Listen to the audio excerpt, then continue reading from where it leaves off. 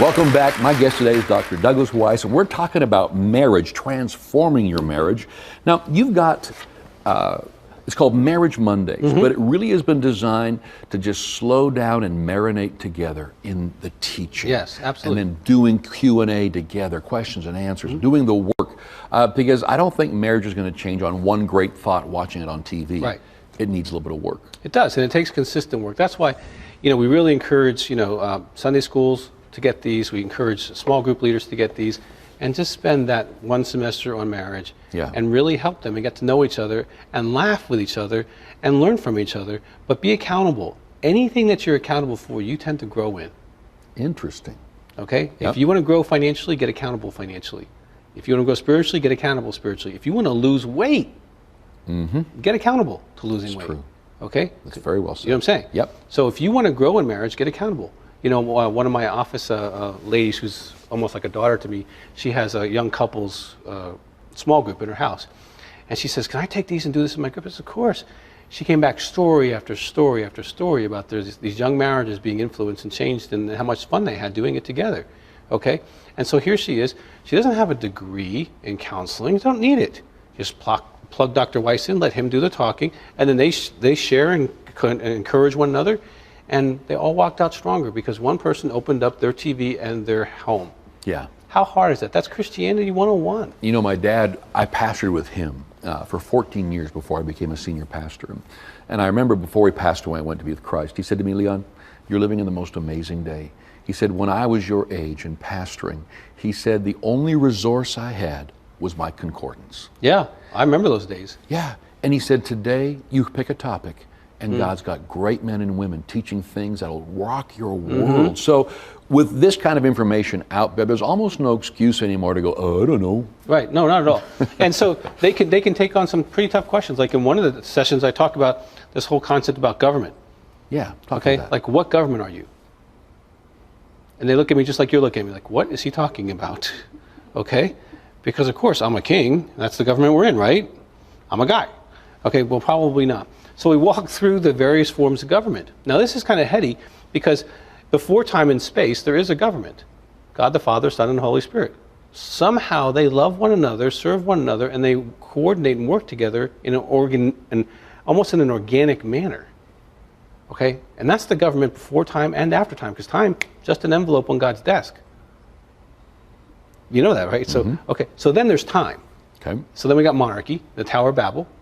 I'm bigger and stronger, I'm a warrior, I can kick you, so I'm going to rule you. Okay, so that started the monarchy on earth. It wasn't God's idea, it was man's idea to rule each other.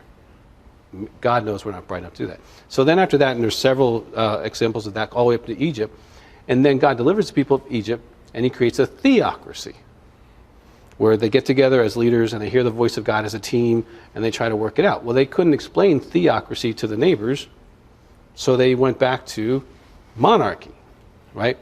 And then there were experiments with democracy, okay, which we live in, democracy. And then even after that, there's forms of government called corporations, okay, where there's a VP of this, and then there's board meetings. So what we just walk through that and say, okay, now, what government do you want to be? God will honor whatever government you come up with. But if you don't decide how you decide, you've decided chaos. Do you know what I'm saying? Right. If you can't put a flow chart on how you make decisions as a couple, what you're going to do is bully each other, pout each other, withhold sex or money or time from each other until you get your way. And I teach them how to fight. Like if you're going to have conflict in marriage, but if you don't know how to fight, it's going to become bullying. And here's what's wrong with bullying is the dumbest person can win the argument. Yeah, totally. Okay? And so actually, I think I go into Fighting Fair, and we talk about how you create several ideas on an argument. So you come up with 3 or 4 ideas, I come up with 3 or 4 ideas, we write them all down, then we vote on them, and we see what the best idea actually is. Does that make sense? Well, totally. So many men think, look, I'm the smartest, you submit, I'm the man, I'm the king here, but the brilliance is in both of you, and to not sit down and learn to talk together and share and make decisions together is anybody, crazy. If you marry a woman and you think you're smarter than she is, you're dumb to start with. Totally. Okay, because my wife has a complementary gift set of wisdom and abilities and eyes and ears that I don't see or hear. And if I don't hear that, I always pay the price. Yeah. Okay, every man knows that if he's halfway honest with himself. Most of us marry up. Come on. Okay? And so you want, but see, that goes back to kind of the government structure. If you think you're a king because you're secular in your orientation, you think God, marriage between a man and a woman, you will act like a king and you'll be foolish.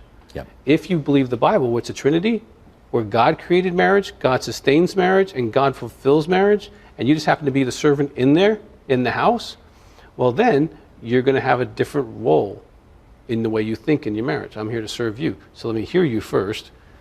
Okay, that sounds good, that sounds good, here's my couple ideas. And then you can come up with the best idea.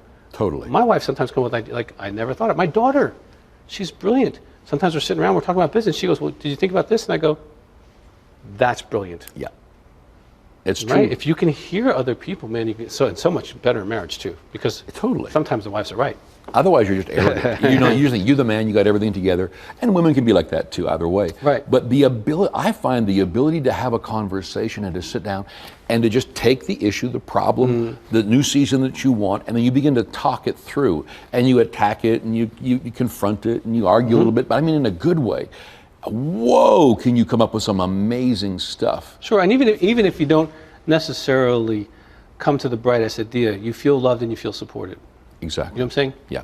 If I'm heard and my wife has the better idea, I still was heard. And there's a better buy-in when you talk that way. Otherwise, there's no buy-in. It's just you doing your thing. Yeah. And then you're dragging them, and then it can become years of, well, you want to do that. Yeah. Right? You see a lot of that in marriages today. So I don't like that. My wife is part of my team. She's administratively gifted. She's involved in every decision we make, business and personal. We know she writes your stuff, so it's okay. Yeah, I wish. That's the one thing she doesn't do. But she does read everything I write, which is helpful. Good. And she edits it, and she makes it better. She goes, Yeah. You didn't really mean to say that, did you? Yeah. I go, well, I didn't read it the way you read it. That's true. So let's change it so that no one else does that. Yeah. Okay, and then we refine it. So that's why my books are better than they were if I just did it. Yeah. Because she refines the process. That's true in my life, everything in my life. Okay? And so, and I bless her in ways. You know, there's certain things, she would never sit here with you, even though you're an amazing man. She wouldn't do that. She's had opportunity to sit on some of the major television shows in the world with me. She won't do it. No. Okay? And that's just not who she is. Yeah. Okay? But I'm allowed to do that because administratively she's supporting me so I can be here. But someone's making sure that people can buy the books and get the stuff on the website and do this kind of stuff. And it's her and my team.